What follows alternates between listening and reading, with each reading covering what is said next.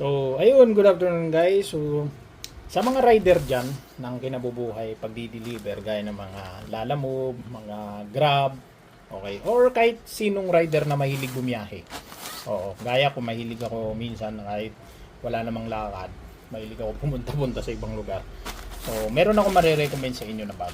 Oo, kasi alam nyo naman, syempre, kailangan natin magdala ng mga importanteng gamit gaya ng mga lisensya natin, wallet, pera. Siyempre, nandyan na, power bank, cellphone, ayan. So, yan yung mga basic na kailangan nating dalhin kapag bumibiyahe tayo. Pero, siyempre, kung meron tayong, kung halimbawa naman, mga long weekend naman ang off natin kunwari. So, siyempre, pupunta tayo dyan sa mga malalayo. Diba? Out of town tayo. Abutin tayo 3 araw. So, kailangan na natin siyempre magdala ng backpack.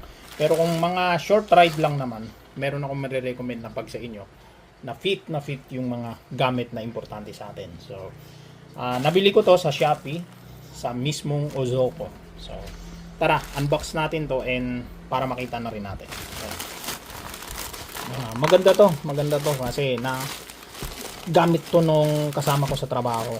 So, sabi ko, try ko rin bumili kasi parang maganda nga siyang ganito. Isa rin kasi sa mga hilig ko guys yung mga bag. Mahilig din ako sa mga bag kasi madalas akong bumiyahe. Okay, so eto na siya. So ayan, buti nagkaroon na ng patungan yung cellphone natin, no? Hindi na tayo nahihirapan, no? Okay, ito na siya. So, ito galing mismo ito sa Ozoko. Maganda rin ang gawa ng Ozoko. Pangalawang bag na to na nakuha ko sa kanila. So ayan, so ang ganda ng ano, no? Ang ganda ng style, ganda ng itsura. Talagang pwede siyang pamorma. And tapos ang maganda sa kanya, malaki. Hindi ka mabibitin sa kanya. So marami ka talagang pwedeng ilagay. Ayan, so ito mga zipper, ayan, may bulsa dito sa harap. Tapos pwede ka rin may velcro dito. Pwede ka maglagay ng ano, ng patches mo. Halimbawa niya kung may meron kayong mga club, diba? May mga club ang mga rider. So, pwede mo ikabit dito yung patch. Logo ng club nyo. Ayan o. So, dalawa siya. May higpitan dito sa gilid. Maganda yung zipper niya o. Maganda mismo yung zipper. Ayan o. So, maganda yung zipper. And then, meron din siyang secret packet sa loob. Ayan o. Meron siyang secret packet sa loob. Ayan, so and may mga mesh packet din siya.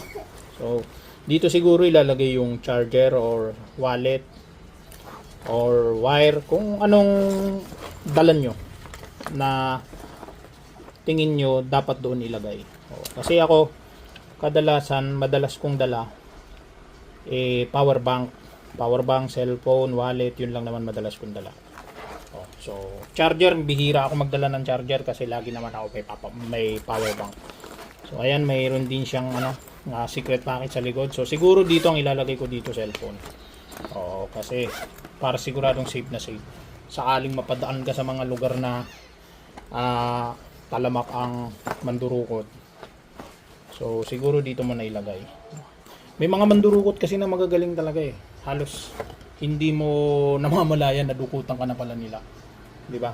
So, siguro ito sa bag na to, hindi naman siguro basta madudukutan. So, siguro ang una ko kagad nakita sa kanya parang wala kasi. Una kong napansin walang sabitan, yung walang hook sa loob para sa susi ng motor. So, yun lang yung disadvantage niya, no? Kasi maganda kasi na mayroong ganun yun, yung nakasabit lang dito sa loob. Tapos hila. 'Di ba? So, para maging safe yung ano natin, susi natin ng motor. Pero, pwede naman, isabit na lang dito. Maghanap na lang ng mas magandang hook para sa susi, yung matibay. So, siguro dito sa secret packet na to, dito na lang, ay dito sa, yung packet dito sa harap, dito ko na lang siguro ilagay yung susi ng motor ko. So, siguro ang maganda rito, lagyan ko ng laman. Lagyan ko siguro ng laman para magkaroon na rin kayo ng idea kung ilan ang fit dito sa wallet na to. So, ang ilalagay ko lang, simulation lang to, ang ilalagay ko lang yung mga basic na dinadala ko kapag nagra-ride ako. Balikan ko kayo. Okay, so eto yung mga madalas kong dalhin sa rides. So, pagdating naman sa mga papel ng motor, halimbawa niyan ORCR, hindi ko nilalagay sa mismong bag yun. Nilalagay ko siya sa motor lang, doon sa compartment ng motor ko. Pag nahuhuli, diretso na. So, hindi kasi ako komportable maglagay kasi makakalimutin ako. Minsan, halimbawa niyan, mamalengke lang ako. Paglabas ko ng highway, hindi ko pala dala yung ORCR. Medyo may kahigpitan dito sa lugar namin. Dito sa Cainta. Talagang pag napara ka dito, yari ka talaga. So, kaya ang ginagawa ko, dahil nga makakalimutin ako, lagi lang nasa motor ko yun. Para in case lang na maiwanan ko itong bag na to, nandoon yung ORCR. Pagdating naman sa lisensya, kapag nasa bahay naman ako, nilalagay ko lang din doon yung lisensya ko.